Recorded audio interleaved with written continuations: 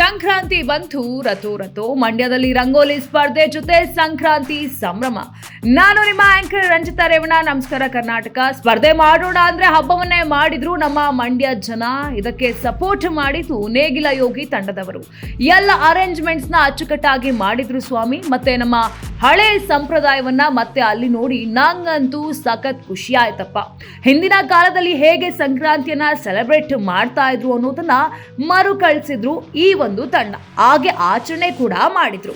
ಮಹಿಳೆಯರೆಲ್ಲ ಒಟ್ಟಿಗೆ ಶೃಂಗಾರವನ್ನ ಕೂಡ ಮಾಡ್ಕೊಂಡಿದ್ರು, ಸಖತ್ತಾಗಿ ಕಾಣಿಸ್ತಾ ಇದ್ರು. ಇದೆಲ್ಲದರ ಮಧ್ಯೆ ಸ್ಪರ್ಧೆ ಪ್ರಾರಂಭ ಆಯ್ತು. ನಮ್ಮ ಮಹಿಳೆಯರ ಜೊತೆಗೆ ವಿಶೇಷವಾಗಿ ಒಬ್ಬ ಪುರುಷರು ಬಂದು ಸಖತ್ತಾಗಿ ರಂಗೋಲಿಯನ್ನ ಹಾಕಿ ಪ್ರೈಸ್ ಕೂಡ ತಗೊಂಡ್ರು.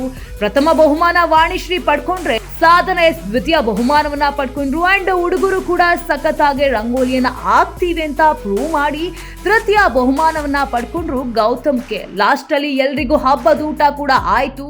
ನಾವು ಮತ್ತೆ ಈ ಕಡೆ ಅಂದ್ರೆ ಬೆಂಗಳೂರಿಗೆ ಪ್ರಯಾಣ ಬೆಳೆಸಿದ್ ಕೂಡ ಆಯ್ತು.